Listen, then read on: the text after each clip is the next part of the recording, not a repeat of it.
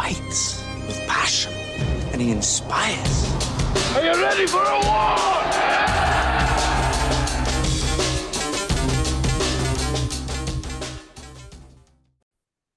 All right, welcome back to From Eight Arbitration. I got the man himself, the Wolf, James Henry, is on with me doing part two of the CLC. And so, my brother, Mr. Henry, I'm going to let you have it. However long you want, my man, it's all yours, all right? All right, brother Corey, how you feel today, man? You doing all right? Doing well. Hey, once again, man, we hit at about 11 o'clock. I know that's we, after all has been said and done. We come in as the cleanup act, right? that's right. We got to figure out some better hours for both of us, man. We will, man. Just the high demand, but That's hey, right. it's better to be needed than not needed, right? That's right. For sure. Well, hey, thanks again for allowing me to come on. I definitely wanted to make sure that the entire NLC is aware of the individuals that you have coming on to your show tonight. We have some more of the CLC, the concerned letter carrier members, that are going to be on our slate, and perhaps all of them. The fact of the matter is that these are individuals that make the CLC what it is, along with the previous CLC members that you had on there. Tonight, you should have Anita Guzik out of Branch 24. You should have Bill Kriebel. You have Jason J.B. Lee. You have Dana Chambliss. You have Ricardo Guzman. And you have Rocky Acacio. These are some very, very crucial members of the CLC that helps make this whole movement work. These are individuals that are dedicated to the cause of reforming this union to the point that letter carriers once again will be proud to be members of the NALC. And I am exceedingly proud to be running with them and to serve with them and making letter carriers' lives that much better. The one thing is here that you can count on is their ability to get the job done. What you can count on, myself and each and every other member on the CLC slate, is that we will tell you the truth. And to the point where, Corey, like yourself, you on the slate, hey, perhaps the truth is uncomfortable for some, but the fact of the matter is that you tell them the truth. It's like medicine. It may not be very tasty, but it's good and for the healing of the soul, right? So the truth is what that is. Now, today I was out here in New York, Brooklyn, Staten Island, Branch 41, had a rally today with the uh, Get Out the Vote and Say No to the Tentative Agreement rally. We had approximately 110 or more letter carriers that showed up and showed out here in Brooklyn. We're talking about, it was just full of energy, enthusiasm, that these carriers say that we will not take the scraps from the table, that we will fight for what it is that we believe in. And that is the thing that the CLC, the concerned letter carriers, and the individuals that are on your show tonight, is that they are fighting for the rights of the letter carriers. They're fighting for them to have a living wage, to have benefits, have better working conditions. These things here that for prior to the current times that we're in were taken for granted because the NLC has historically great representation and had brought home the bacon, so to speak. And we need to get back to that point where letter carriers can rest easy that they know that we are working on their behalf and that their interest is first and foremost in the center of our priority. and is a priority. So I just want everyone to sit back, listen to what all these great activists have to say. And I'm sure that you're going to be proud to be able to say, hey, I'm joining this movement. I'm glad that the CLC is leading the charge on this movement. And we need to make sure that everyone understands that not only should you get out the vote, but make sure that you tell others to get out the vote. As I stated before, I will not equivocate. I will not walk a line and be neutral for political expediency. What I will do is say what I believe in. I will stand on my principle. And as I previously stated, I myself am voting no. Why? Again, because once it is determined, like as this tentative agreement demonstrates, that every single letter carrier is not being taken care of, then it's DOA for me. So, with that being said, Brother Corey, I need for you to make sure that our people understand that the CLC is on the job and that we are leading the charge, and that they can rest assured that no matter what we do in the present and in the future, it's all for the betterment of the letter carrier craft. Yeah, I couldn't agree more, my brother. You know, I love what you said right there. The carrier should be able to come in and go to work, not have to concern themselves with management, the toxic working environment, the working conditions that they're having to endure, because you have a extremely strong union that will take care of those things preemptively before they become problems. And unfortunately, we don't have that now. But the team that you have now, as is that team that will get that done. That those people that are successful, you know, I will use my president, Dana Chambliss, as an example. One of the strongest individuals I've ever encountered as far as the union, and uh, she's just got that steel will about her. I've seen her in action, and she is a devastator in that capacity. And so, you know, when you recruited her on, man, that was a home run to me. Somebody that sets an example.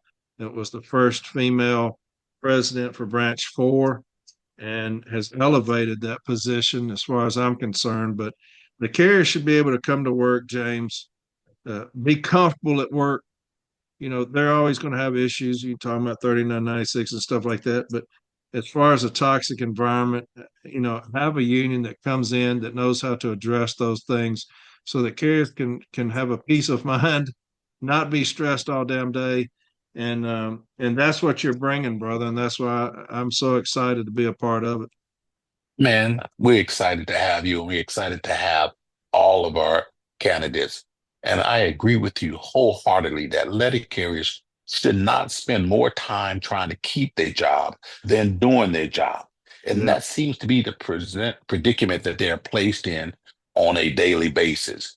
yeah, And to not reward letter carriers for their dedication and their devotion to their job, and to give them pennies basically on the dollar in today's environment is totally unacceptable. I mean, today we was out there chanting 1.3 is not 1.3 is not for me. You know, it is important that everyone has a living wage, particularly our letter carriers, particularly because we're deserving of yeah, it. You know, the facts come down to this, that letter carriers have been, I think, overlooked for their contribution to this country. Everybody, and God bless, you have the military and you have the first responders. But essentially, letter carriers are the same, in my view, as first responders. Whenever there is any type of calamity or emergency, that is one of the very first faces that the public see. They're back out on the job. And it is something that we all take pride in doing our job as letter carriers. So the tentative agreement, in my view, that was presented for consideration is an affront to the efforts of the letter carriers. And the 1.3 and the projected colas is an insult to the letter carrier craft. And as I stated before, we should just be on par with our competitors. We should be leaders in every sense of the word. And this is no different than taking what has gotten you, meaning the service, the reputation it has, taken those workers, specifically the letter carriers, for granted. And it is no more, far as we're concerned. And as there are certain things, brother, that are worth fighting for. Said this, there are certain things worth fighting for. Win, lose, or draw. This is one of those moments. We are in the times. I have not seen any other moment in my career, and I can't recall of any other times since the 1970 Wildcat strike that it demanded and called for letter carriers to collectively coalesce and say, this is not acceptable. Because some of the same conditions that were occurring back then, such as carriers having to be on public assistance, carriers living from paycheck to paycheck because they don't have a living wage, is something that we have to say right now, no more.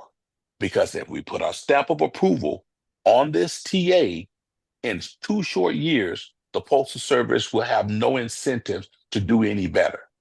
And it bears saying again and again and again, fear not. Do not buy into fear mongering. It is something that is utilized to psychologically get carriers to buy into what I call the shell game. You know, you out on the street, you're having to guess where the P is, following the shell game. We're having to guess where the benefits and the rewards for the letter carrier is coming from. You have all these different tables, you have all of these projections, things that very well may not be. It is at best a guesstimate. And that is not something we need. Guaranteed economic relief. We need guaranteed good working conditions. We need guaranteed benefits. And when you have all the costs are going up and your wages are going down and stagnated, because every single letter carrier can ask themselves, 4 years ago, when we had a collective bargaining agreement, the last contract, it was more than what is being presented to us now. And things have increased. So how is it that you're going to be better off with what is being presented now than what you were before? There is not one that can say that I've reached the penthouse, that I am in a rolling in cash. That is something that we as representatives, yourself, myself, and all the concerned letter carriers, the CLC is working tirelessly, leading the charge on making sure that we preserve our craft and that we reform this union and put it back to where it needs to be, where it has historically have been, and that is with strong leadership and ensuring again that letter carriers' rights are held and that their interest is our priority. I agree with you, my brother. I couldn't agree more, and I'm proud to be running with you, my man.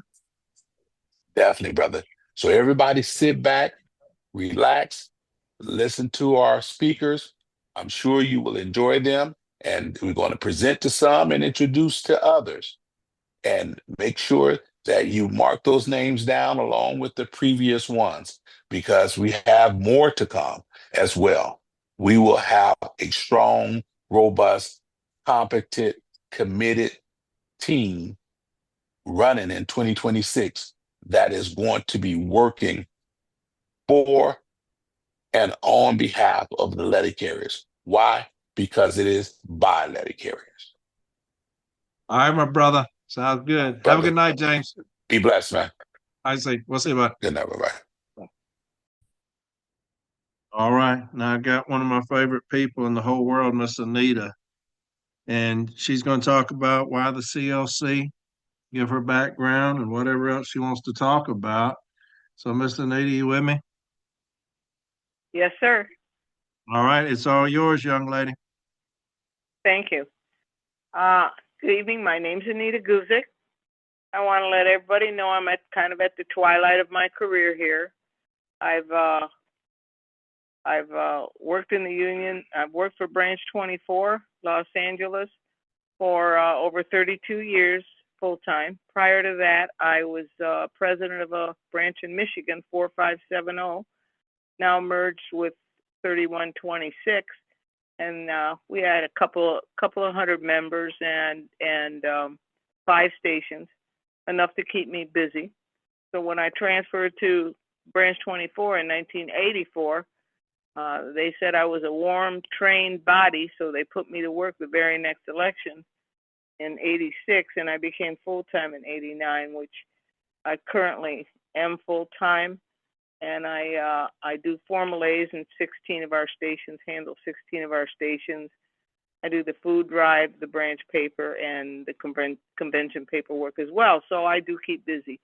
My goal at this point is to do everything I can to rebuild our NALC to its former strength and better. James Henry, he's the person that I think that we should elect, and I am going to support the CLC ticket. I am on the ticket as AFL-CIO delegate. I want to say that I'm from a Marine family. My father, my husband, sister, uncle, all Marines, and I was raised in the Corps. And like Corey, I know all the swear words. James is a Marine. He's a closer. Marines are taught to get the job done, and that's what James has always done for us. He was our RAA. He's handled a whole bunch of grievances for our branch as a RAA, and we've never had a bad decision. And there's one example I want to give you.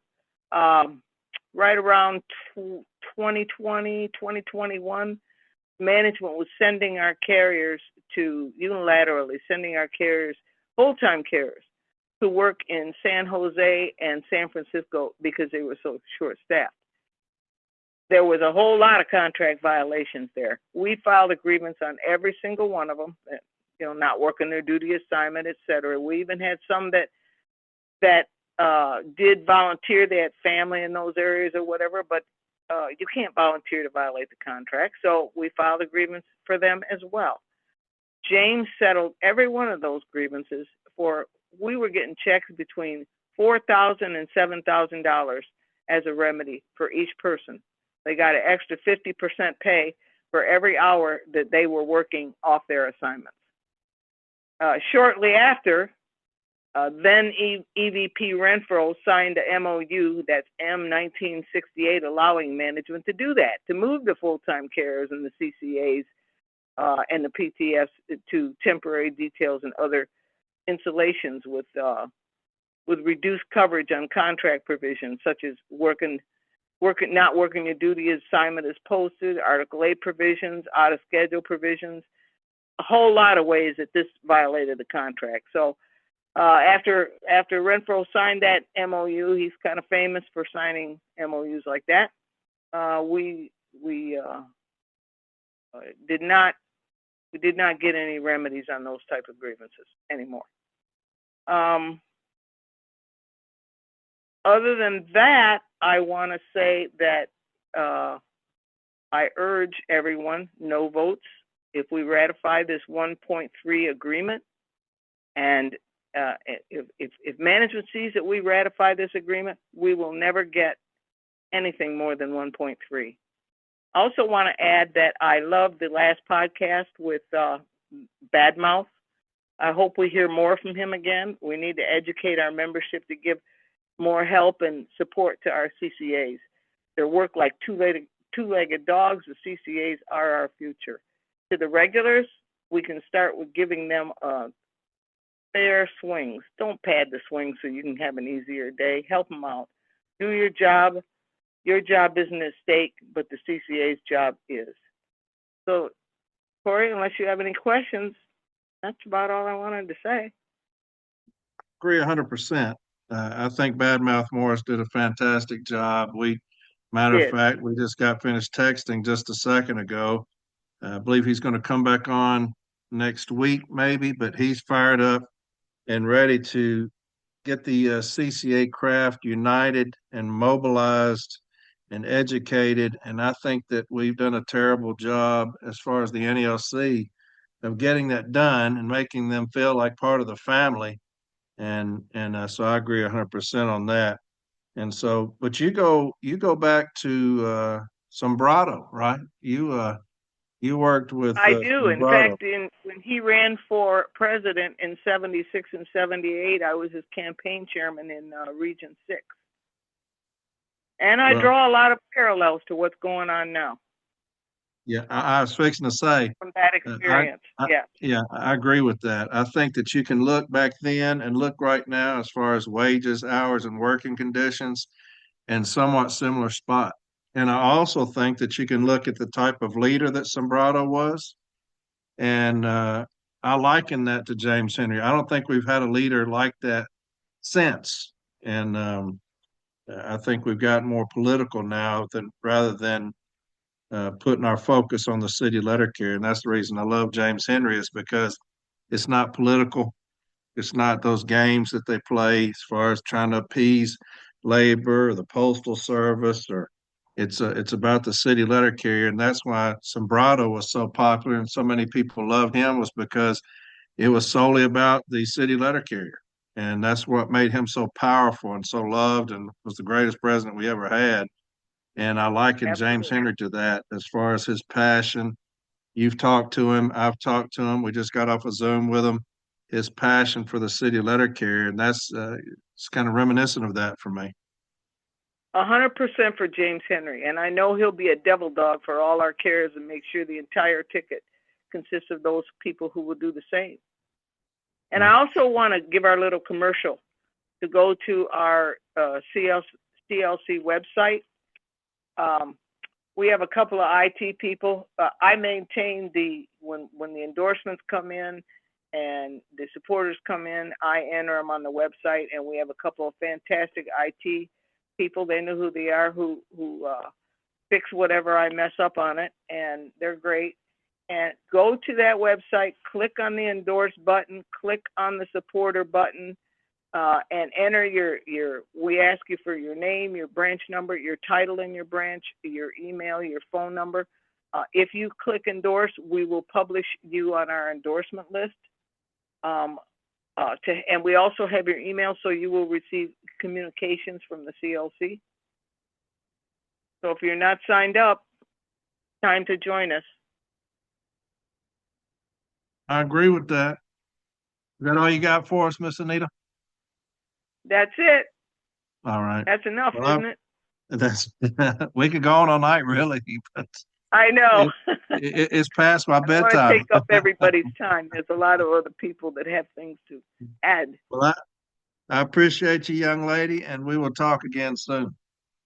Okay. All right. Thank you, Corey. Yes, ma'am. Bye-bye. Bye-bye.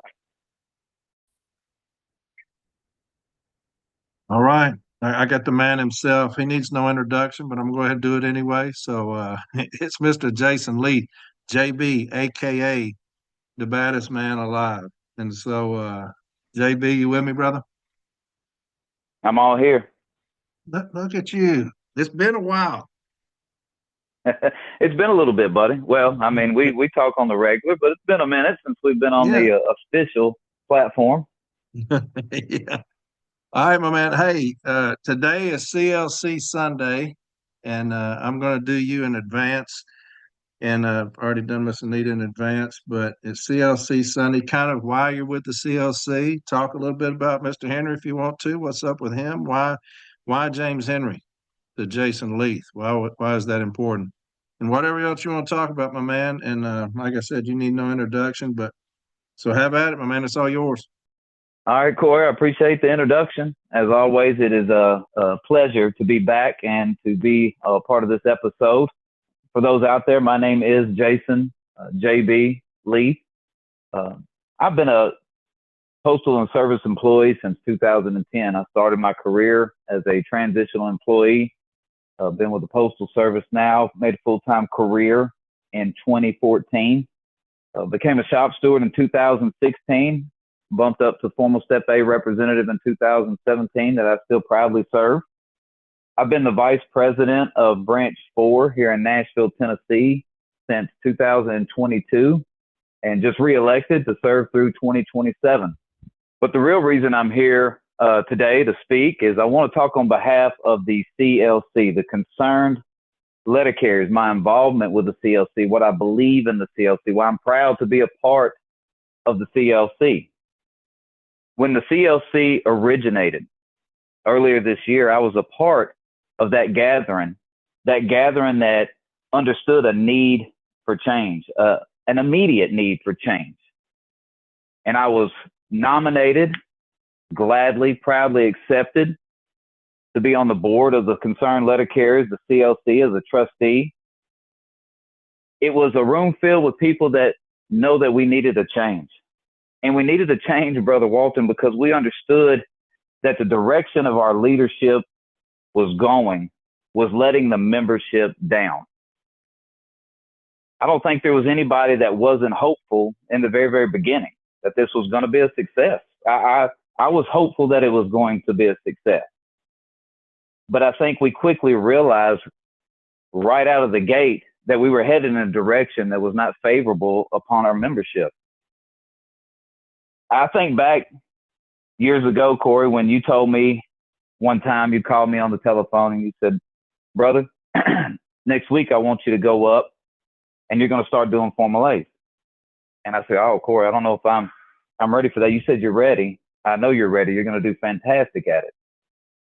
And this was June of 2017. And I said, okay, I'll do it.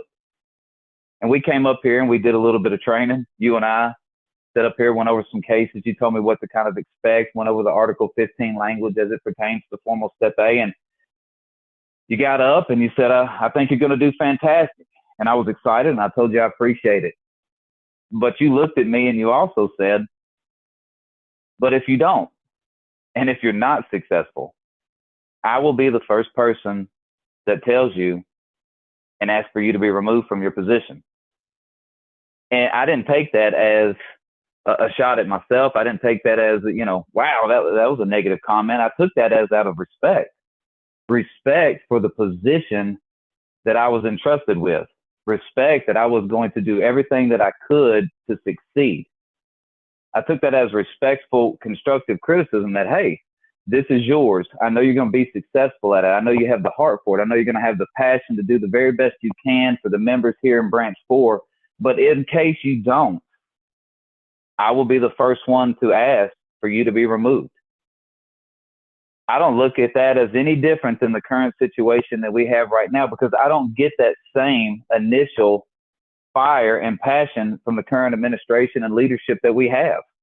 I don't feel that failure is not an option for the members of the National Association of Letter Carriers. And that is concerning, and it's been concerning for me since the very beginning of this administration through this term.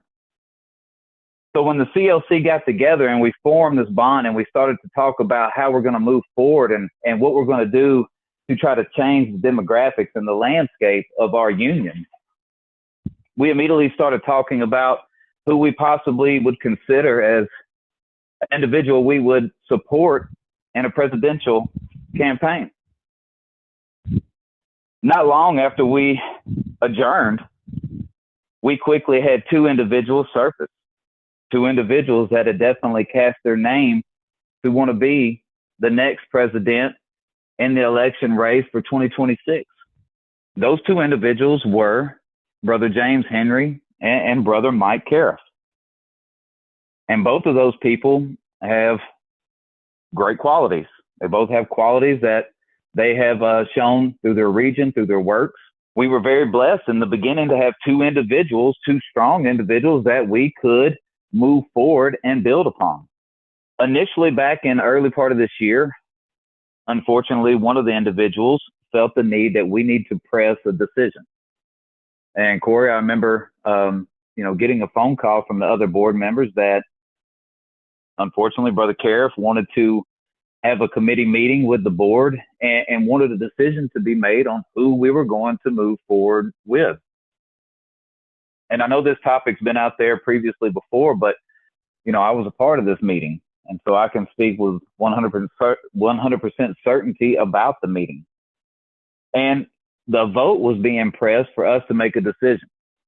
And that vote was 100% being pushed by, Mike Cariff. And it gave each member of the CLC an opportunity to talk about who and why we would support and moving forward, what we would like to see, and, make a recommendation as far as who we felt would be the individual that could represent the CLC to the best and have the most success moving forward in the next presidential race. After that, it was unanimous for Brother Henry from each member of the CLC. And as soon as that meeting was over, the concession was that Brother Cariff initially supported the decision. Matter of fact, even said that he was 100% on board and supported the CLC and Brother Henry. And that was exciting because that was a team.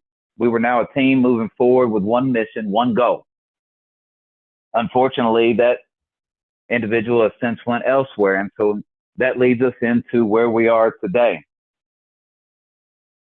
Brother James Henry sticks out to me as the best, most qualified individual for this position.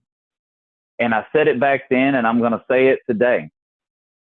I've been blessed in my career. My involvement, obviously, with the grievance arbitration procedure led me into opportunities to meet James Henry numerous times. Got to talk to Brother James Henry, a very, very smart, knowledgeable, very, very personable individual. The times that we've had opportunities to sit down and the talks that we've had, the experiences, his understanding of the contract, his understanding of the membership, our union, his leadership that he's expressed throughout his years of service. Brother James Henry speaks of integrity to me. When I think of Brother Henry, I think of integrity. And I think that goes all the way back to his military background, Brother Walton, because an individual that has served in our military, he was a leader in our military. He was a gunnery sergeant. That tells me that somebody knows how to build a team. He knows how to lead a team. He knows how to build a team. He knows how to surround himself with people to be successful.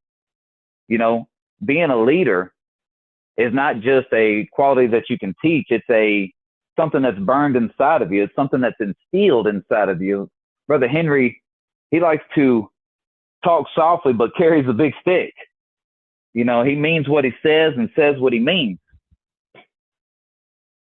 His arbitration background was especially important to me. That talks to me about an individual speaks to me about an individual that knows how to persuade, a persuasive person, knows how to get the job done, knows how to adapt an environment, very quick on his feet, very quick-witted, knows how to respond in a moment's notice, doesn't shy away from having to switch his plan in a moment's notice.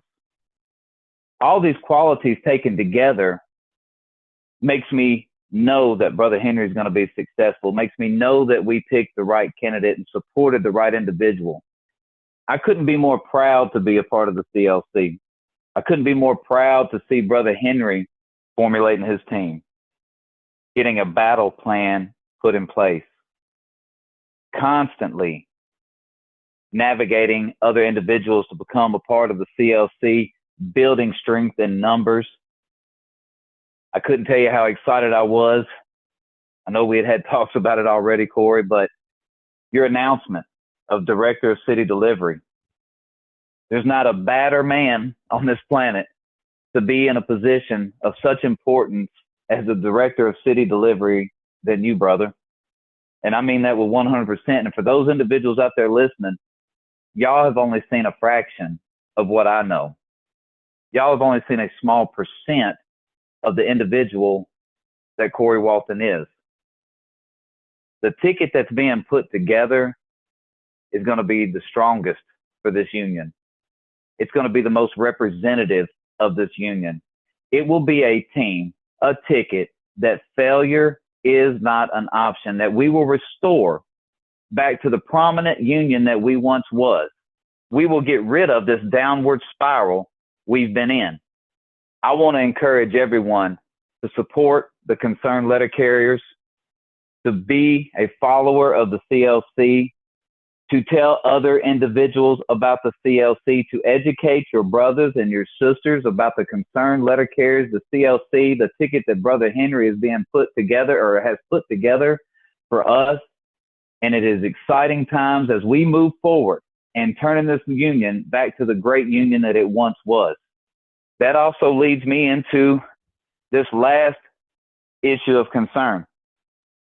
Right now, we have the ballots and the information rolling out on our tentative agreement, the full body of language that has come out that is not necessarily completely replica of the initial tentative agreement that was put out.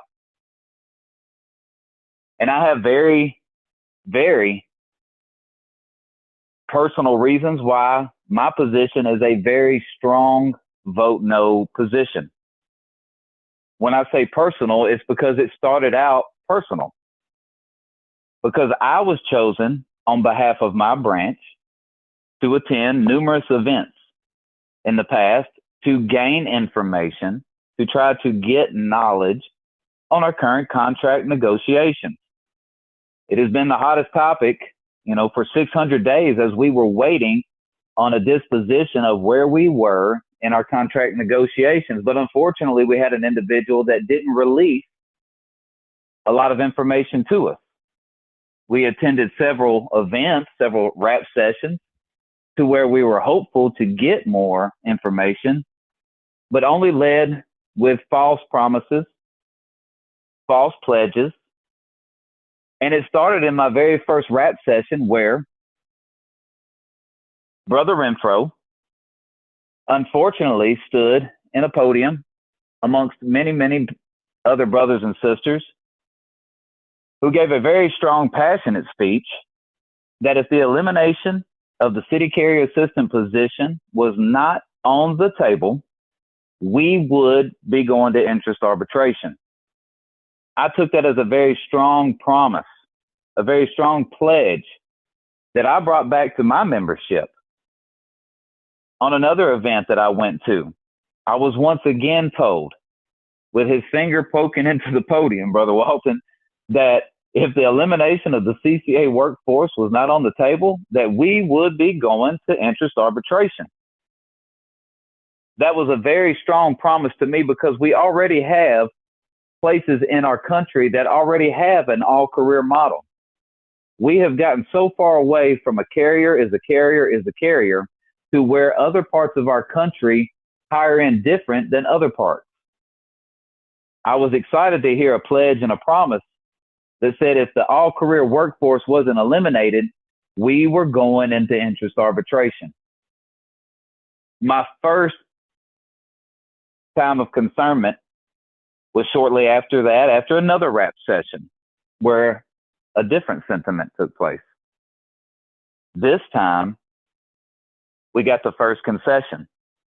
We got the concession that if the elimination of the CCA workforce was not on the table, if it was not reduced to a one-year term with a substantial increase in starting pay, once again, we would be going to interest arbitration. And then months down the road, 600-something days later, we get a tentative agreement that didn't reflect one single word of that message that I relayed to my brothers and sisters, that I was pledged and that I was promised, and that what I was sent on behalf of my branch to bring back to them wasn't reflective in one word of that tentative agreement. That's what made it personal to me. the whole message and the whole pledge that I heard was completely false, because the tentative agreement is nothing more than kind of down here in the South, there's a old country song. Here's a quarter, call somebody who cares. You're still going to be a CCA for 2 years, and you're going to take this little minimum pennies on the dollar raise. Our postal service, Brother Walton, is in dire straits, and it's in dire straits from the initial startup. Our initial starting pay does not give a young lady or a young man an initial start at a chance of life. Me and you talked before, Corey, where, you got a job at the Postal Service. You said it, but, you were rich. You were on the gateway to a middle-class American dream. But that's no longer the way it is. Employees are having to suffer for years of being underpaid before they even get to a wage that is even equal to the cost of living in this country. We are no longer competitive in our wages compared to the private sectors, let alone the fast food sector. Voting no for this tentative agreement never even crossed my mind of anything other than a vote no. There is so many other things in this tentative agreement that is not reflective as beneficial to the city letter carry craft, and it does not reflect what we were pledged and promised. I want to encourage everybody out there to do your homework, to read the tentative agreement, to read the contract language that has now come out, to encourage others to do the same. This movement right now of vote no is one of the biggest movements that we've had. And it's an opportunity for the membership to be able to have their voice heard. I want to thank everybody that supports the CLC. I want to encourage more people to vote for the CLC in the 2026. Vote no on this upcoming tentative agreement. I can't tell each and every one of you how much I love you. Corey, I love you. I'm very proud of you. I'm super excited for your announcement. You got 100% of my support, brother, and I'm always going to be here for you. I'm here for the CLC and their support. And as we move forward, I can't wait to gain more support. I love each and every one of you. Until the next time, I'm JB. Thank y'all. All right, my brother. As always, it's a pleasure. I appreciate you taking the time, man, to come on here and talk to the people and especially about James Henry. And I think that was to tell that it was Mr. Cariff initially that kept calling for that vote. Nobody else wanted to do that, kind of wanted to see where everything fell into place, and he insisted on this vote, and then it was unanimous against him. And yeah, that's good shit, man. I appreciate you, my brother. And I'll call you tomorrow. I appreciate you, dude. All right, baby. Have a good night, you, JB. brother. We'll see you, brother. All right, my man. Bye. You too. Bye. All right, welcome back to From 8 Arbitration. I got some very special individuals, very special to me, and they're going to be very special to you. It's more of the CLC, the concerned letter carriers. It's the movement that's kind of taken over the country as the new ticket that's going to take over in this next election in 2026. We've got a hell of a president in James Henry, and he's putting together a hell of a ticket. And when I talk about being attracted by savages and surrounding yourself by that, everybody that's on this ticket, I would be comfortable in leading me. And so I've got 4 of them here. I've already talked to 2, and they'll be put in, but I've got Ms. Ocasio, Ms. Chambliss, Mr. Kriebel, and Mr. Guzman. And so they're going to be talking to you today, kind of telling you who they are, what they're about. And we're going to start out with Ms. Ocasio. Are you with me, young lady? I am, yes. All right, it's all yours. Okay, just so all of you out there know, I've been a member of the NALC for 38 years. I've been a shop steward, a trustee for the branch. I have done grievances as a full-time grievance rep at both informal Step A, formal Step A, and prep for Step B appeals. I've also been a Step B representative for the NALC. I did that for 4 years. And currently, I am a full-time officer for my branch. I'm the secretary treasurer. So I have worked my way up the ranks, and I know what the union is supposed to be about and what it's supposed to stand for. So it gives me great concern with what's going on now. This is the first time as a union member that I have ever felt that we've got a president who is not representing the members and their interest, taking care of the members and the interest of our members. Now, I'm also the secretary treasurer for the CLC. And, I'm very happy to be a part of this movement because we are making changes. We are really trying to get the rank and file involved to understand that we need leadership. We need actual leadership that represents them and makes them the priority in all the decisions that are being made. And so I'm very proud to be able to say that I support James Henry as the next candidate for the president of the NALC and to be the president of the NALC. I mean, in James Henry, we've got somebody who's got actual experience, not just in the grievance procedure, but also as an arbitration advocate. He's got the best record out there of any arbitration advocate the NALC has. He's got, I believe, an 80%, if not more, winning record with over 200 cases presented. Brother James also has done lots of training when he was the RAA for Region 1. He was the one who did the training for many of the people we have as leaders today and the upcoming leaders. He does the advanced formal step A and beyond training. So he is still, he's the best person for that. He does the arbitration advocate training. So, not only do we have somebody who's got experience, he trains the leaders, he knows how to pick the leaders, and he is a leader. The other thing that James has that, unfortunately, our current president lacks is he has integrity. With James Henry, we have a man who has integrity. We have a man with actual leadership skills and a man who people want to work with and follow. He's not a lone wolf. He's a person who surrounds himself with people that have, experience and the same core values, and that's the membership, representing the membership to the best of their ability. So I have no problem in supporting James Henry and anyone that he chooses to be on his slate, because I know that he is not going to pick people just to fill the spot. He's going to pick people who will actually do the job that they were selected and elected to do. Right. You made a great point, and somebody talked about this the other day, and I don't know if you heard the episode with Charlie and we had the other day, but Charlie also talked about the arbitration record of James Henry, and somebody on Reddit or Discord one was saying, that they're tired of hearing about the arbitration record, blah blah blah. I don't think you fully understand how almost impossible it is to have that many cases, if you've ever been an advocate, have that many cases and that big of a success rate. And what that tells anybody who's ever done it is that the gentleman is very persuasive. And if you've ever talked to him, I'm one of those. He's extremely Absolutely. persuasive. Yeah. And when you talk to this man one on one, you start understanding the importance of that record because the man, when you sit down and talk to him, is extremely persuasive. And that's what that means because not every case you take into arbitration is a winner. You have to persuade the arbitrator that your position is right.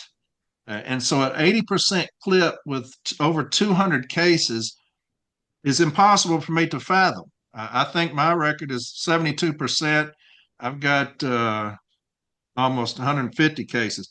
And to me, I thought, man, that's pretty damn good. Then you see this guy over here, you got 80% is almost unheard of. And so, yeah, I'm glad you said that because, and everybody Yeah. that's going to talk today knows that when you sit down with this cat, he is extremely persuasive in his vision, his plan, how he's going to delegate and do things. Yeah. And I mean, and who he selects. And I mean, and the one thing I do want to point out is, some people have made mention of some of the people selected, how they're part of the, senior crew. people who have been around a long time. And I want to stress that the reason for that is because with what has been going on, especially, I mean, look at what's happened with Renfro. Here's somebody who's young and young in career, and everybody thought it would be great to have a young leader. Well, it's not that great to have a young leader who doesn't listen to the counsel of those with the experience, those with the institutional knowledge of what they need to do, where we have come from as a union, what we stand for, and what we should and shouldn't do.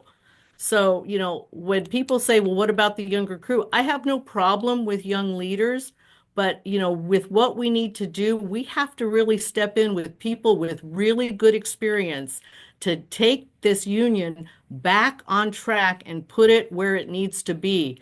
We need to be the leaders, industry leaders again. Not the, for lack of a better term, the lapdogs.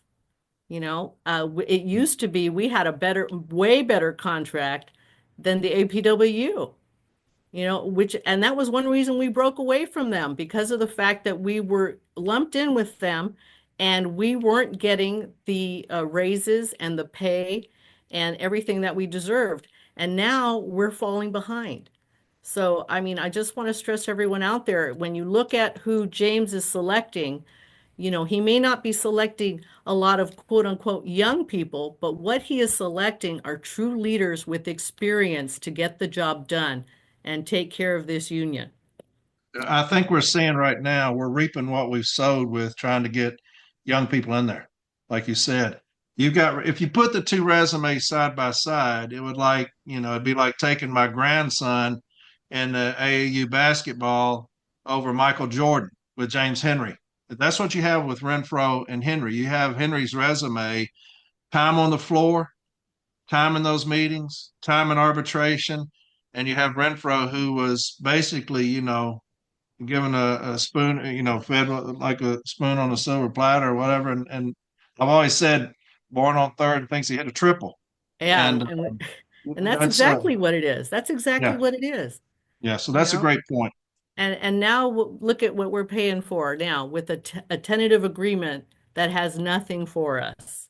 Yeah, I mean, 1.3%, all the members of my branch that have come up to me and talked to me about that have all said, I mean, that it's a slap in the face to all letter carriers. So, with it, it's just a shame. And so, I mean, I know this is to get to know all the CLC members and the candidates, but I also want to stress, that the tentative agreement, when you get that ballot, you need to vote no. You really need to vote no because it's not giving the letter carriers, anything. yeah, I agree. Thank you, ma'am. Thank you. All right, next if y'all want to know why I'm responsible for the way I am today, it's this next individual. Because she when I started this podcast, I'm thinking that everybody in the country has it like I do. A fantastic president who's strong, who takes management to task. Uh, and then when I got into this and I start saying it's not like that across the country. We're in trouble in a lot of these places and a lot of these regions. A lot of these people calling me about their branch presidents won't do anything and won't make the Formal A do anything.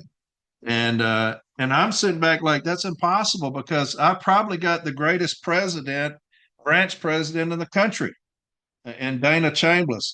I've talked about her numerous times on my episodes. I wouldn't trade her for anybody in this country, and she's that badass. You talking about a lion?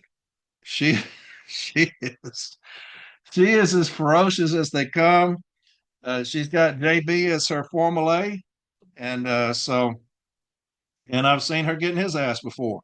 And so she's she's on with us. Miss Chambliss, are you with me? There I am. I'm here. All right. Hey, how was that? Great. Was any of it a lie, though? I hope not.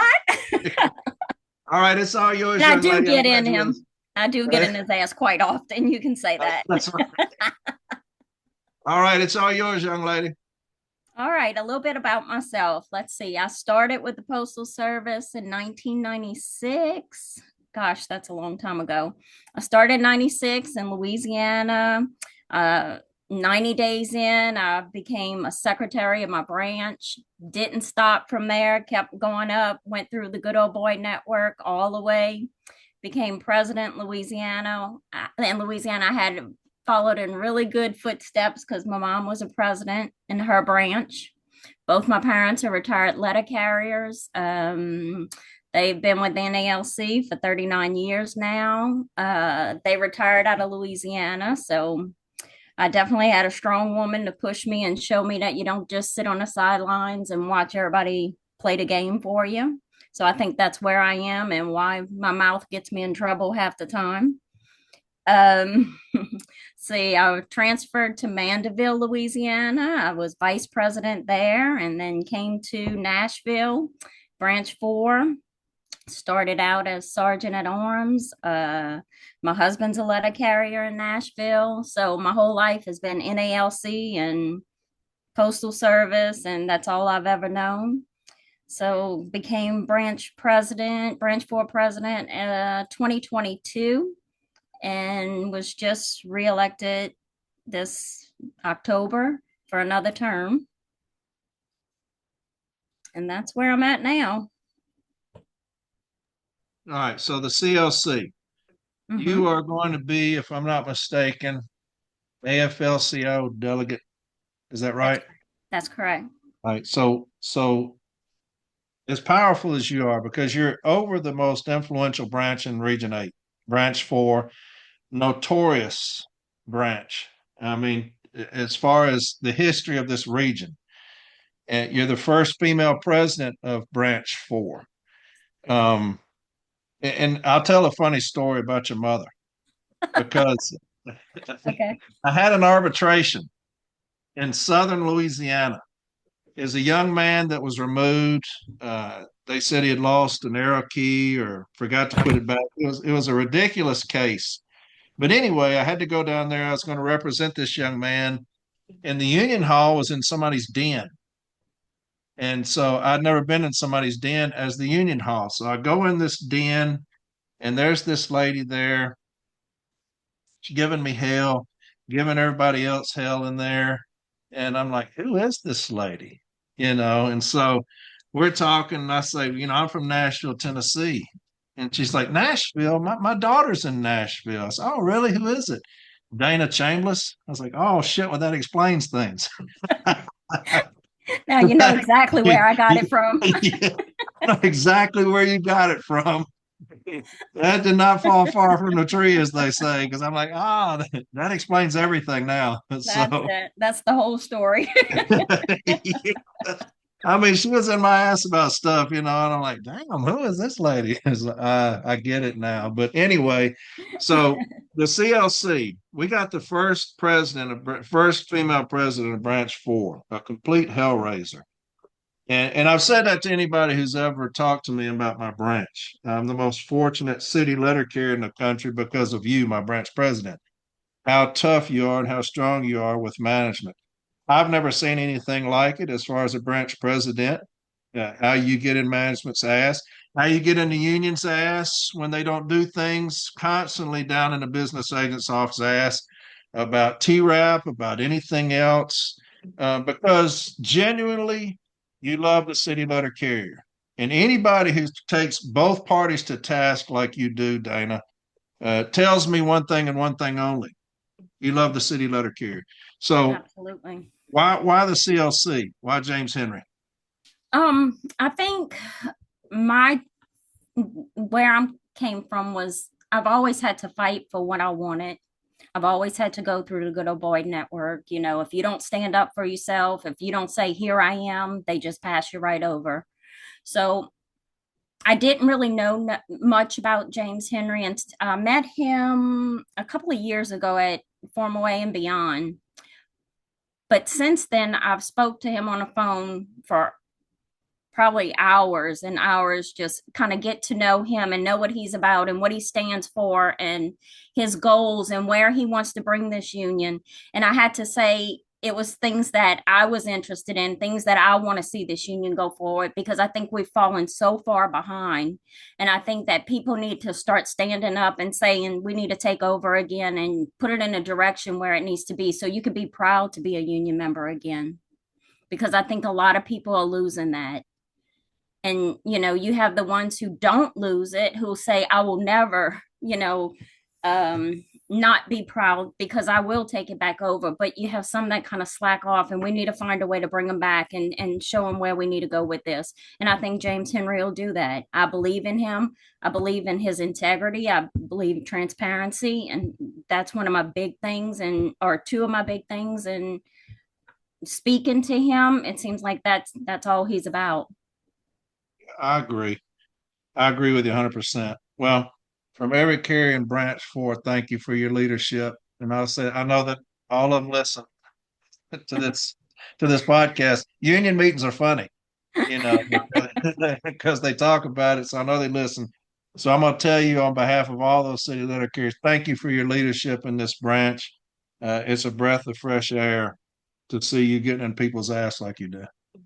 Well, thank you. And I appreciate all the help I get from not only JP and you and Crosby and all the stewards and all my executive council, because everybody that is a part of our branch, I think we all do a really good job to stick together and do what we have to do. You're right. Thank you, young lady. Thank you. Tell your husband I said hi. I'll talk to him later. Will. All right.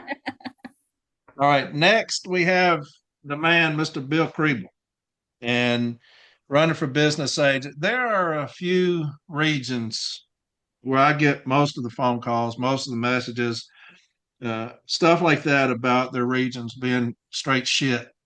And Bill's is one of them. He's one. The top three Bill's one of the top three regions. So I get the most complaints from. Crazy shit that I hear from that region.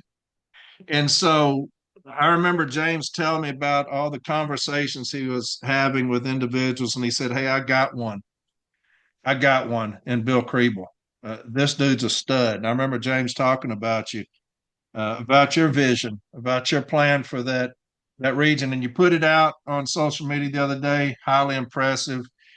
But I've seen you act out what you're talking about at different CLPs, different meetings where you get up and you talk. Highly impressive. I'm honored that you're on part of this ticket, man. And I think you're a fucking beast.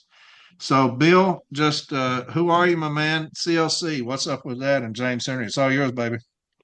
Well, thanks, Corey. I'm in the shit show region. So I'm here to try to get that fixed. A little bit about me. My name is Bill Kriebel. I'm president of branch 254 in Bethlehem, Pennsylvania. Graduate of Sullivan County High School. I'm a United States Marine Corps veteran. I served during the Desert Storm. I was a MOS 311 infantry rifleman. So out of the gate, all my other fellow Lions that are Marines, they kind of, we live off of integrity, transparency. Started as a steward, kind of got the steward gig because I showed up to meetings. I was at every meeting. I don't only think I maybe missed one union meeting in the whole time I've been in the union. So I always showed up, and then they saw me there and they asked me if I was interested in being a steward. Took on the roles being a steward. From that point, I went on to be the vice president to the president that I am now. Tons of trainings, advanced OWCP training. I was a guy that got injured, kind of had to walk through. I understood OWCP and what to do once you get injured. And I was able to educate people once they got injured. And I still do it today. I'm a working president. So, I get up, I go carry a route for 13 and a half miles and walk the streets of Bethlehem. I enjoy it. I definitely enjoy once you get outside in that fresh air. I'm from the mountains. So, I'm a hunter. I love going out in the woods. I like to hang out in the woods. And, Corey, I'm here. I'm dedicated to empowering carriers with the tools and the knowledge they need to elevate their careers. I want people to know how to protect their rights. I did put a plan out. I have my agenda and platform that I put out. I believe in open communications. I believe in transparency.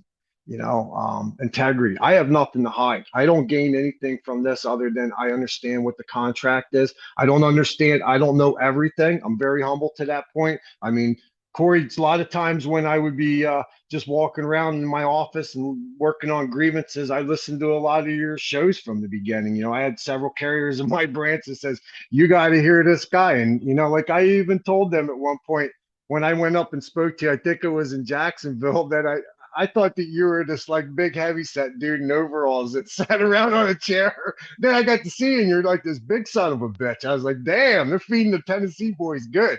But other things that go on, education is very important to me. I believe in that we need to educate. A lot of the branches these days can't even afford to send their people. Not everybody has a big branch, and I have a plan put in place that could get us around Pennsylvania and New Jersey and start educating. I mean, that's something I would plan on working with you as well as director of city and delivery. We have a lot of work in this region to take care of. A lot of people believe in what the regime that's in place right now, but there's a lot of people that don't, and there's a lot of people that are looking for change. I'm about structure, discipline, and accountability. There's no bullshit here. I have, like if you want, I'm the best guy in the world. I'll give you the shirt off my back, but I don't tolerate bullshit.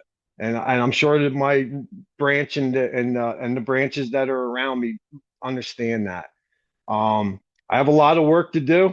I'm up for the challenge. Like I said, I'm here to make leaders fully committed to being advocates in this region. We have powerhouses, big cities in Pittsburgh, big city in Philadelphia. There's some powerhouses in there, and we can get these people on board, and these can be the people that go out and help me educate this region. I plan on putting people in place. A lot of the things with James, he's putting the right team together. I mean, I sit sometimes with my wife and we're having our Zoom meetings, and I look at her and I said, "How the hell did I get here?" It is the listening to Corey Walton on arbitration, and now I'm in Zoom meetings where I'm trying to figure out, how we're shaking shit up. And my brother Ricardo, I still remember to the day Ricardo called me. He was like the feeler out there about me, I would believe. So he called me up on the phone. We had conversation. Charlie called me right after him, and then that's when I knew. So, man, I feel like I just had diarrhea in the mouth. But a lot of things coming forth. When I look at James Henry and I look at the CLC, I'm a Marine Corps veteran. Charlie Miller's a Marine Corps veteran. James Henry is a Marine Corps veteran. And we all believe in one thing, and that's the Marine Corps brotherhood. Whether I don't know you or not, once you tell me you're a Marine, you go up notches in my book. Got your back. You could have 17 dudes beating your ass. I'm jumping in there with you because you're my brother. I mean, Corey, your dad was a Marine. So I'm sure that he threw that discipline and structure into you as well, because you wouldn't be the guy sitting on the other end of the microphone educating people and letting them know. That's what we're here for. We're here to educate. And that's my plan. As far as James Henry with that leadership roles that he has and his passion for education, he has a lot of the same interests that I have. And that was when I read his platform and what he was looking to go do, that fell in line with what I'm looking to do.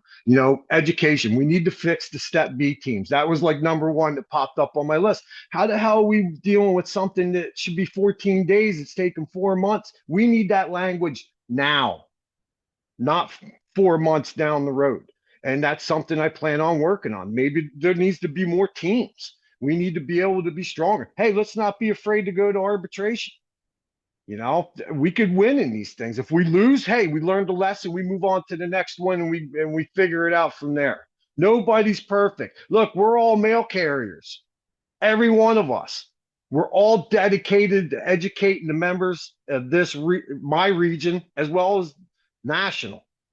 I don't plan on just being a person that's just working on Region 12. I'm here to help you. I'm here to do anything I can to help this NALC move forward and become the NALC that we used to be. Went up to Brooklyn today. Branch 41 had their no vote no rally. Want to talk about a good passionate branch? That they're sitting there. And to have my fellow Lions up there with us, and we're right in the middle of this stuff with you guys, that's what we're about as a CLC. Sometimes I look at us, I think we're the bad news bears, but you know what? At the end of the day, the bad news bears win. So here we are.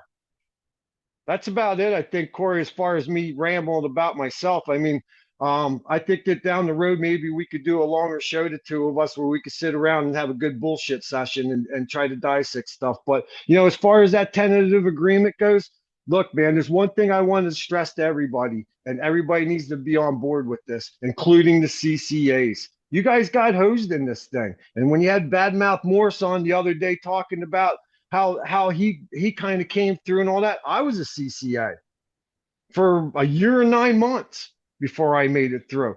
CCAs together is very strong. A CCA by himself sitting in the corner, he's weak. They need to come together as one, because the one thing that could happen that we're going to learn about in this with this tentative agreement, if this tentative agreement passes and it gets voted yes, then we got to look at one thing. The retirees cannot vote on this tentative agreement, but the retirees can then vote on the the officers. We need the CCAs to come together, because look, if they fielded a dollar, not even a dollar, right, Corey? I think it was, somewhere around a dollar, right? Yeah. Look, if that's not enough, the clerks are getting more than them. The clerks aren't outside having dogs chasing their ass down the street. The clerks aren't outside in the weather elements. I mean, I don't know about you, but it rained in my state for the last 3 days and we got soaking wet. Could have been worse. It could have been snow like Groscoff up in Buffalo. But, hey, they're a part of us. They're the future of this union. We need to make sure that the CCAs are being retained. Help them if you see them in your office. Help them go out there, and if you see them struggling, you help them figure out what their deficiencies, so they're not leaving us, going to some other job that's probably going to treat them a lot better than what our management team does today. So I agree. It's the whole, one injured, we're all injured. Yes. To me, the CCA position is the ultimate example of that. As older carriers, as old heads, we should be infuriated by that. We shouldn't be saying, hey, they need to do their time too. That's not how this works. Just saying, hey, I had shit when I first started, so y'all need to go through shit, because I don't agree with that.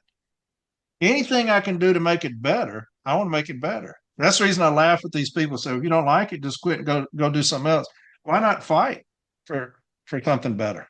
Why not stand in and fight for something better? When you got a bunch of Marines together, you don't tell them, hey, just turn around and go back. We're not going to fight. They're going to look at you like, what the fuck are you talking about? We fight. And so that's right. We don't back up. I'll tell you a story about my dad. He was talking about my dad being a Marine.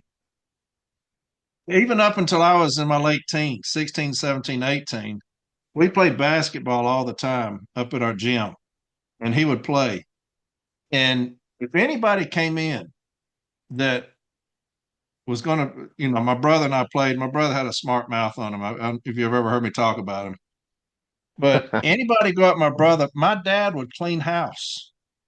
I mean, I saw my dad fight so many people, and that just instilled in me. He had no fear whatsoever, none. And I remember there were these two twins. They're both about 6'6". And they would come up there and they were assholes. And I remember my dad fighting both of them himself, and thinking, God, dog, that dude's crazy. And he's my dad, but it's just that Marine mentality. It's, you just fight. There's no such thing as backing up. There's no such thing as cowardice. It's just not in them.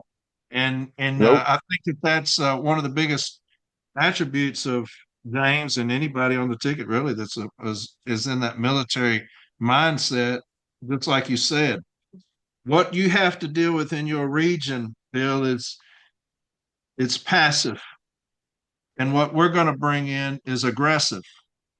And so that's the change that's going to take you a little bit of time. Is what you're dealing with now is a passive mentality in your region, and I see it through the emails and the calls and things like that. It's a passive mentality. What you're going to bring in is that aggressive mentality that we're needing, and that the CLC is bringing in. That aggressive, being on the offensive, being the alpha in the room again. But I can tell you this: as director of city delivery, whatever you need, you're going to get, and we will camp out down there wherever you need us until shit is fixed. And that's just how it's going to fucking be. I promise you that. Whatever you need, you're going to have it in abundance. I appreciate that, and I have a lot of those Marine Corps stories like your dad's, but I'm not. I'm going to be G-rated on this one. What's For some reason, people always thought I was a football player when I got out of there, and then a couple guys would come around and shit happens, But I was a big martial art guy too growing up, so like I always had to go fight in tournaments on the weekends and stuff like that, and I kind of worked just to do that, and yeah, that I kind of mellowed out a lot in my older age, but the mirrors on the back of the LLVs, like sometimes I would bet some of the carriers that I could kick that standing still. And if I won, they had to go carry my shit. And that happened many times. I could still swing them at 50s. I'd be in traction for a month if I try to do some shit like that. But there's a lot of work, Corey. But before I get off, I wanted to say one thing to everybody out there, because people that are endorsing and sponsoring the CLC and our ticket, which is a powerhouse ticket, and there's so much more that's coming onto this ticket that people just don't even know about yet. Like, hey man, mom's the word. When the wolf tells you to close your mouth, you close your mouth, man, and you let the shit happen. So that's what we're doing. But I need people to go out there and endorse us on the concernedlettercarriers.com site. You go on there, you click on, put your branch in there. If you have if you're a advocate for that branch, then put down what you are. Sponsor us. If for donations and stuff like that, you could go on there, because obviously the campaigns for all of us is not going to be cheap, and we need to generate money for that. And then people want to change. Look, we ain't asking you to give us your kitchen sink, but $5 here, $10 there goes a long way.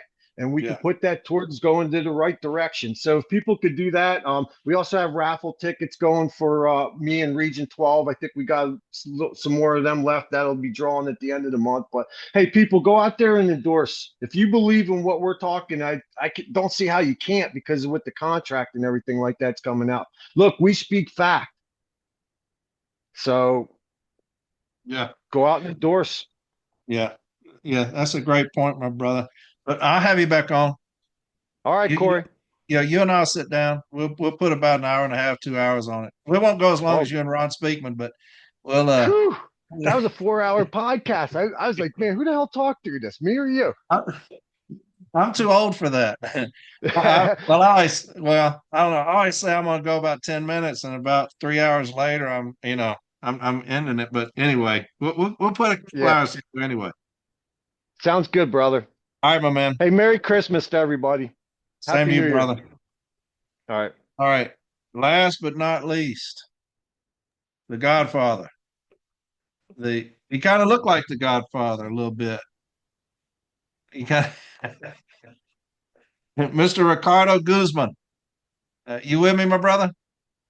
I got hired in 1983, and I knew enough to keep my mouth shut and go under the radar for my first 90 days, and that's exactly what I did. On the 91st day, I unzipped it, and I was outspoken ever since. But my station manager called me into the office and told me, and remember, I'm brand new, so I didn't know anything about wine garden rights. So I go into the office, and he proceeds to tell me that I'm using too much overtime. And I said, okay, so what am I doing wrong? Tell me what I'm doing wrong so I can fix it. And he said, I don't have time to be observing you and following you. My recommendation is you get your M41, read it so you can learn how to do your job. And I said to him, I said, you're calling me in here jumping on my ass because I'm using overtime. And now you're telling me to read a manual that's going to cause me to use more overtime. He goes, oh, no.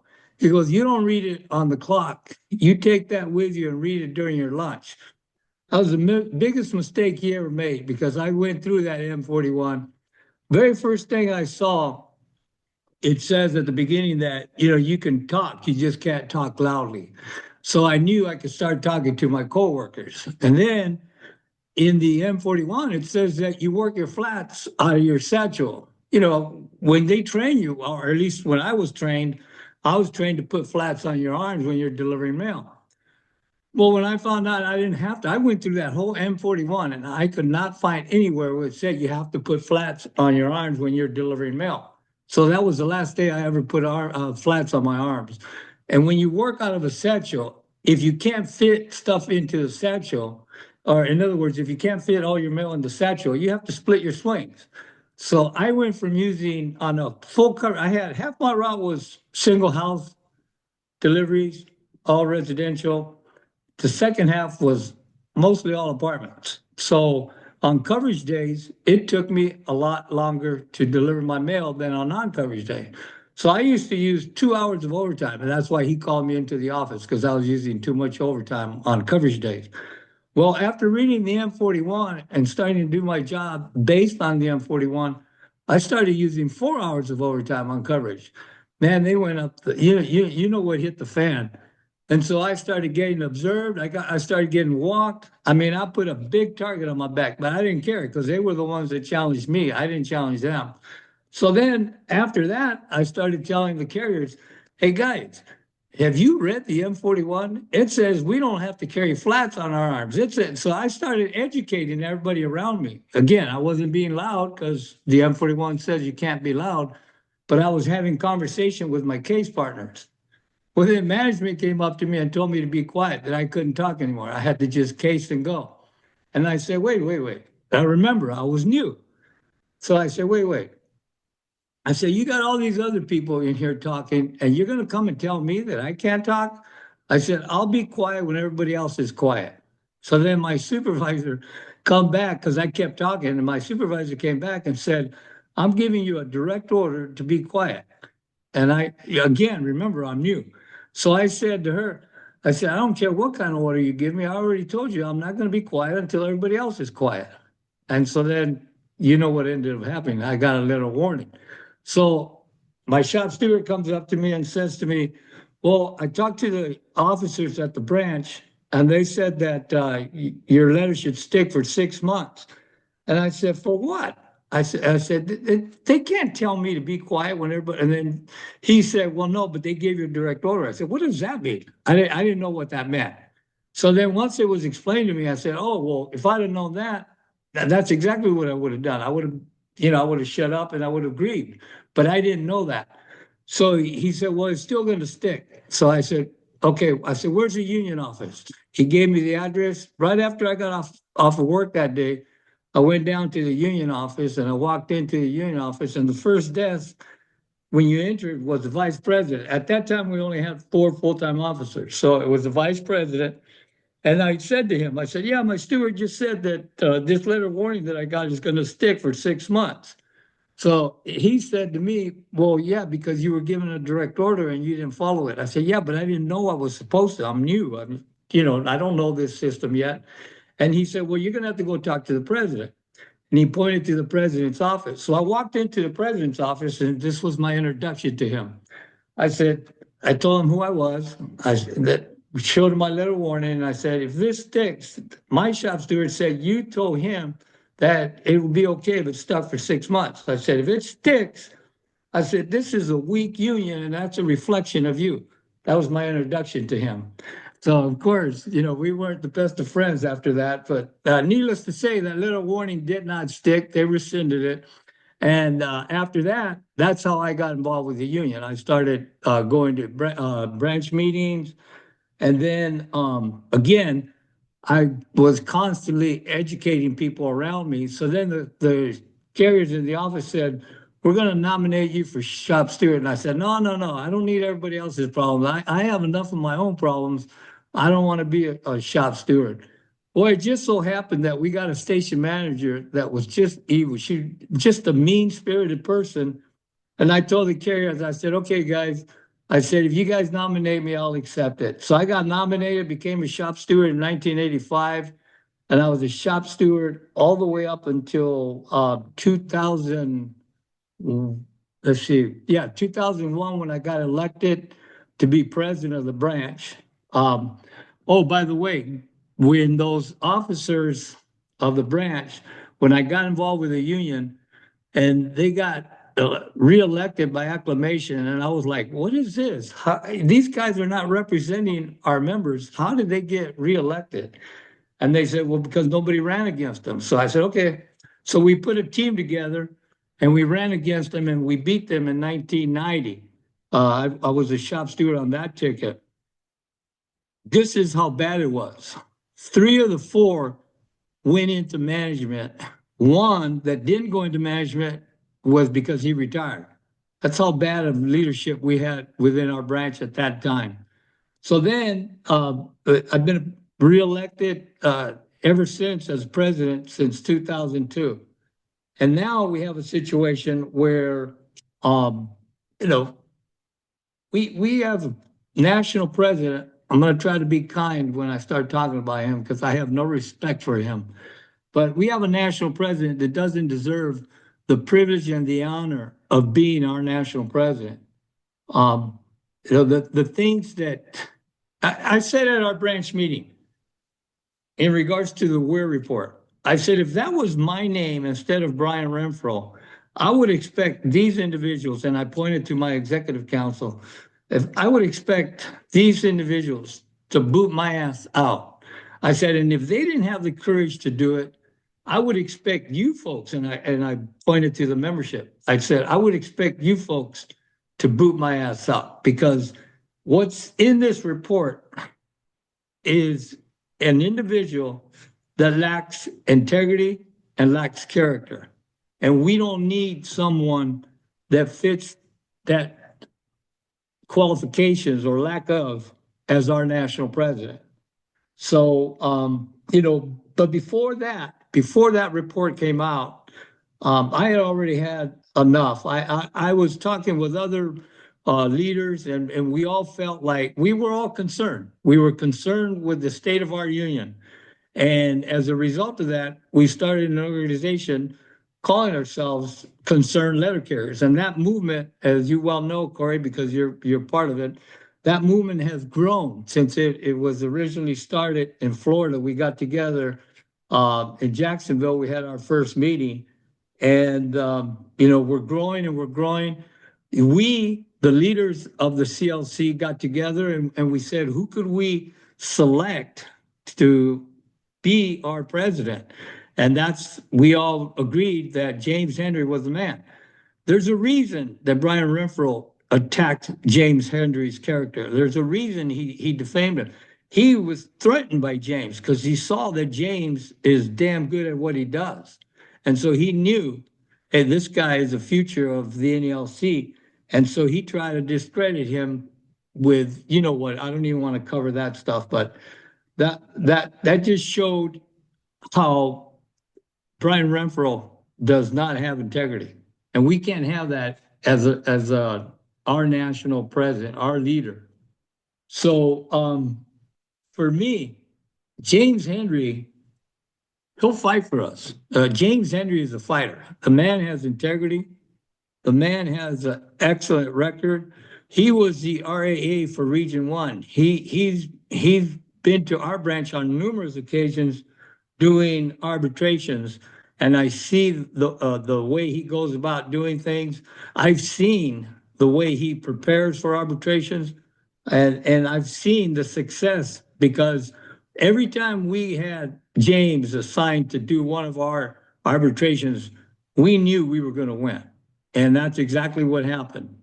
So I know that as our national president, he's going to select a slate that it's going to have fighters. That's what we do. It's in our DNA. I've been fighting since 1983, and I still have the same fight in me today that I had in 1983. It's not because I want to have that fight in me. It's that every time I'm ready to go away, something happens. For example, I was ready to retire. I was ready to walk away when all this stuff with Renfro started happening. And I said, there's no way that I could leave the NALC in that man's hands. I just can't. We can't have that person as our national president. So that's why I then decided I'm going to stick around. I'm going to get the CLC going, and we're going to make a change. Unfortunately, it's not till 2026. But when we do make that change, we're going to bring this union back to where it was once, where we were a strong union, where all the other unions looked up to us, and all the other unions wanted to be like us. It's not like that anymore. And it's because I tell you, there was a period of time where I used to say, man, our union's getting soft. We're getting soft, you know. Now we're beyond soft. We are weak because we got a weak leader. Brian Renfro is the weakest individual I have ever seen in the NALC in any leadership capacity. The guy, and mind you, I know this is being recorded, and I want this recording to be played so he can hear it, because I'll tell him to his face he's a weak ass leader. I don't care. You know, that's I don't care whether you're in management. I don't care whether you're in the NLC. If you're weak, if you do things that harm letter carriers, I'm gonna get on your ass. I don't give a shit who you are or what position you are. And by the way, the worst thing that management could have ever done was when they told me to read that M41. I started reading like crazy, but it just didn't end with the M41. I started reading the Elm because I wanted to find out about that direct order, you know, language, which they say, well, that's in the Elm. So I read about that. But the thing that I read that as a shop steward made me a dangerous weapon was the equality rule. When I read the equality rule, and the equality rule for shop stewards and any union representative is that you are equal to whoever it is that you're sitting across from. So whoever it is that you're dealing with, you are equal to them. And when I found that out, I was like, I didn't care who I was in the room with. If they screwed over a carrier in any form or fashion, I was on them. And it's to this day, it's the same way. I don't care who you are. I don't care whether you're in management, whether you're in the NLC. If you're bringing harm onto a letter carrier, you've got to pay the consequences. And things have got to change. This thing of, well, that's the way it's always been done. That's bullshit. If things have always been done that way and carriers are being harmed by it, we need to put a stop to it. And we don't stop fighting until we figure out if we lose, as Bill said, if we lose one fight, we learn from it and we move on to the next fight. But each fight we get better and better. And what we don't do is we don't stop fighting just because we lost a fight. That's bullshit. We keep going, getting better at what we do until we fix what needs to be fixed. I think I pretty much covered everything that let me make. Oh, you know what I do want to talk about though, Corey? I want to talk about the tentative agreement. To me, when negotiations started, Renfro should have first walked in there and said, first thing we're going to do is we're going to go back to a career workforce. No and ifs or buts about it. There's nothing to negotiate. That's just the way it's going to be. Okay. Second thing, you know, I would have brought up what the carriers did during COVID. Hell, that alone was worth 5%. Just that alone. I would bring up about what letter carriers do every damn election cycle and what letter carriers do during Christmas seasons, what letter carriers do now in extreme weather conditions throughout the nation. You have the extreme cold, the extreme hot.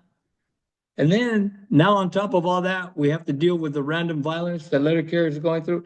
All those alone are 5% each. And this guy is going to tell our letter carriers that they're only worth 1.3. That's a slap in the face, and that's another sign of our weak ass president. Okay, and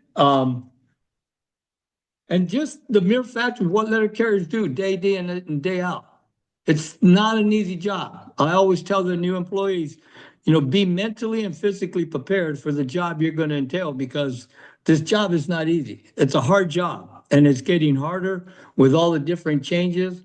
Now, when I first started carrying mail, we would case 3 to 4 hours and then go out and carry the other amount of time for an 8-hour day, right? Except for on a coverage day. Nowadays, you're out of the office in an hour. You're out on the street for 7 or more hours, depending on whether you're working overtime or not. It's a physical job, and any physical job will take its toll after you do it for so many years. Now, again, going back to the career workforce, the CCAs should have all been converted to the very minimum PTFs. Okay. By virtue of that, they're going to get a good pay raise because now they're career letter carriers. Now they're getting PTF pay. Okay. We should have gone back to one table. The fact that we eventually are going to go to one table because under this TA, it's saying that once you get to P, everybody that's in P at table 1 is going to go to table 2. So eventually we're only going to have table 2. But under table 2, the COLAs are still prorated. So that's a ripoff for anybody that's not a P because you're not getting the 100% COLA. The uniform allowance, that you talk about weak ass negotiator to tell letter carriers, first of all, you're not going to get anything for 2023 and 2024. And then for the increase for 2025, you're getting $37. What's that going to buy you? A pair of socks? You know? And then the next year, it's going to increase a whopping $13. And I mean, that's if somebody would have told me that, I said, oh man, that's a joke. That's got to be a joke. That can't be reality. And it is. It's reality. Why? Because Brian Renfro's a lousy negotiator. That's why. And then now the 1260 hours. The 1260 hours, he's got this language that you can volunteer to work over 1260, over 12 in a day and 60 in a week. That's insanity. Again, I just finished talking about how this job will beat you up. And he's telling people that they could work over 12 and over 60. Here's the other thing. Where's our director of safety and health? Why isn't he raising all kinds of hell about that? You know, again, because he's lost touch with the workroom floor. He's not willing to stand up for letter carriers the way he should be. And that's why we need to change people that don't want to stand up and instead would rather support Brian Renfro for whatever reason. I don't care what the reason is. It's inexcusable. And so all those people, Brian Renfro and all his supporters, they all have to go. Okay. Now, cutting off his time to 20 minutes. What an ass to do that. Here's what's going to happen. And it's probably, I think you mentioned the other day, Corey, that it's already happening. They're going to go around telling carriers, hey, you got to be out of the office in 20 minutes. That's what your union agreed to. Okay. They're not going to say it's minimum of 20 minutes. No, they're going to say your union has agreed to the fact that you have to be out of the office in 20 minutes. That's the harassment that carriers are going to get day in and day out. And how that guy cannot have figured that out. And again, I'll tell you why he didn't figure it out, because he's a lousy negotiator. That's why. Now, I know the other day you and Charlie talked about the 17.7D. That language there, when I read that, I was like, this guy, Brian Renfro, he must have sat down and said, hey, why don't you write what you want me to put in the contract? Because that language starts off with the union shall defend. The union shall defend, and it's referring to defending the Postal Service. When the hell did we start defending the Postal Service? To give them indemnity. It says indemnify. Okay, defend, indemnify, save, and hold the Postal Service harmless. What kind of language is that? I couldn't believe it. Again, I'll tell you what kind of language that is. That's the kind of language you get when you have a lousy negotiator, someone that doesn't know what the hell they're doing. Now, you want some more proof of him being a lousy negotiator?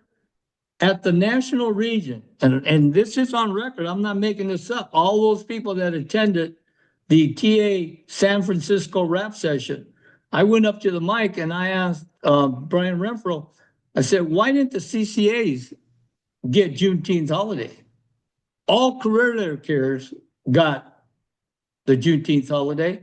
The PTF got the holidays prorated into their hourly wage. Why didn't the CCAs get it? His answer was because management said no.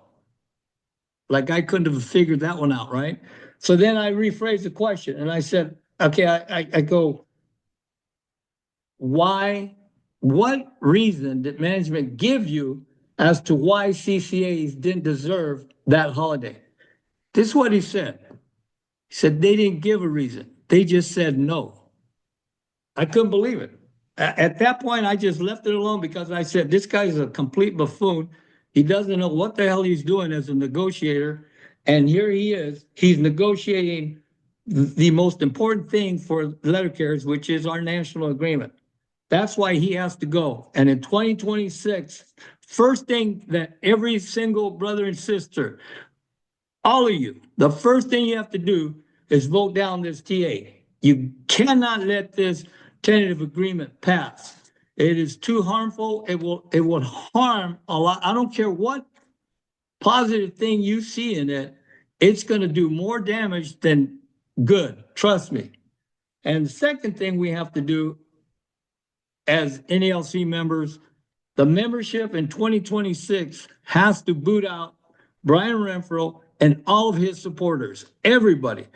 All those executive council members that didn't have the balls to stand up to him and tell him that he was wrong when he was wrong, and they didn't have the courage to do what they should have done, what they were elected to do, which was to look out for our best interests. Brian Renfro getting behind a vehicle under the influence, and that vehicle being owned by the NALC, he jeopardized the financial security of the NALC big time. How they didn't see that as being extremely harmful and justification to boot his ass out is beyond me. But it let me know right then and there that we have a weak ass president and we have some weak ass executive council members that need to get booted out. And James Henry is not one of them. He's one of our strong executive council members, and he's going to assemble a slate. I'm telling you guys right now that everyone that James selects is going to be a fighter. And that's what we have to do. We have to fight for letter carriers' rights. Letter carriers pay their dues. They deserve leaders that are going to fight for them and not be looking out for the interests of management above the interests of letter carriers. Cannot have that. All right, Corey, that ends my session. You sure that's all? That's it, brother. Oh, no, you know what? Hey, I'm glad you brought that up. I just want to take this opportunity to thank my executive board members. My executive board, we're fighters. And I want to thank my executive vice president, George Elias, vice president, Charles Lewis, secretary treasurer, who's also the secretary treasurer of the CLC, Raquel Rocky Ocasio, assistant secretary treasurer, Antonio Tony Burnell, the trustees, Onofre Alvarado, Robert Arevalo, Frank Barros Jr., Javier Javi, he's a man, Michael Nales, and our kick-ass sergeant at arms, Jessica Medina. So I just want to thank them for making Branch 70 the success that we are. We do what we can to make sure that our membership is represented, and that's what should be done at the national level throughout the United States. So anyway, that's it, Corey. Now I'm done. All right. You sure? Don't get me started again. No. Believe it or not, I've got a question. Fire away, brother. I want you to clarify something. Fire away. And you hear a lot about this tomfoolery that happened with the CLC between Henry and Kara, and saying that it's the California letter carriers because it originated in California. Of course, it had to originate somewhere. I mean, if it originated in Nashville, it'd have been the Nashville letter carriers. But this vote that happened between Henry and Kara, the initial vote, and it was Mike Cariff who insisted on the vote happening. The CLC was not going to vote on who they were going to choose for the presidential candidate until a later time. They were going to kind of continue to talk about it. This is my understanding. And it was Mr. Cariff that insisted on them voting. Who's going to be kind of the leader of this thing? And so, if I'm not mistaken, the committee then came in and voted, and it was unanimous for Henry. And so, is that right? Yeah. I'll give you specifics as to exactly what happened.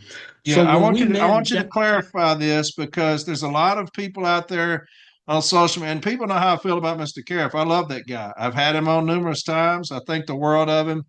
But what's right is right, when it comes to what happened and all that. And so since you were a part of that, I want you to just kind of explain that and tell everybody exactly what went down with all that, if you don't mind. Not at all. I'll tell you exactly what happened so that everyone knows the facts. So when we met in Jacksonville, we talked about starting the CLC. At that point in time, we then took elections for different positions. So we created 6 officer positions. We created the chairman, the vice chairman, the secretary treasurer, and then 3 trustees. Okay, and I was very honored to be selected as the chairperson. And at the time, the executive vice president was Luis Rivas from Illinois.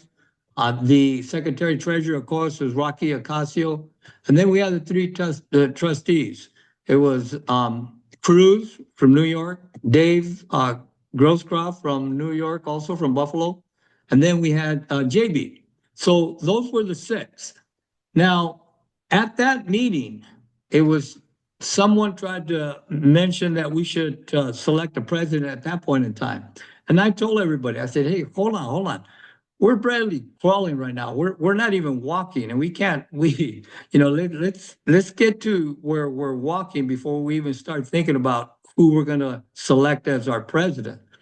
So then Mike, at that point, from that point on, was just pressuring everyone that we have to select someone to be president because people are not going to become part of a movement if they don't know who the leader is going to be. So he kept pushing it.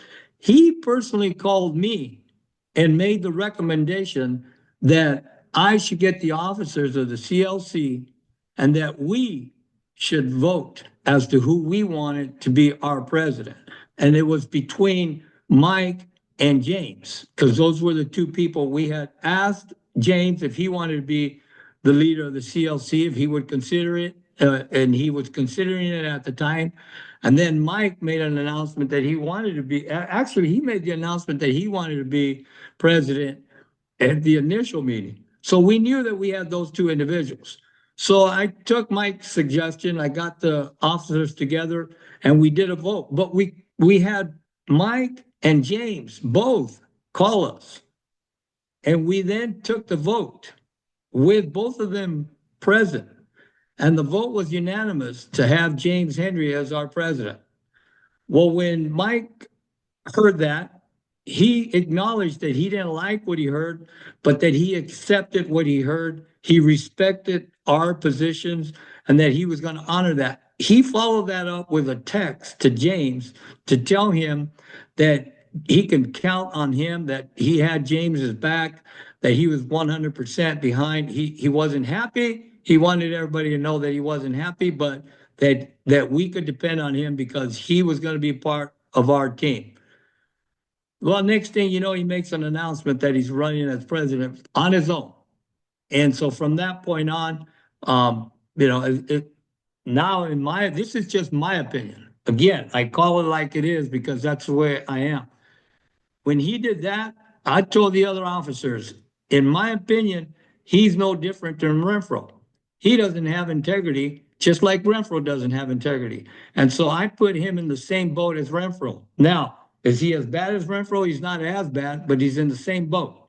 So as far as I'm concerned, Mike lacks what it takes to be a leader of this. And here's the thing.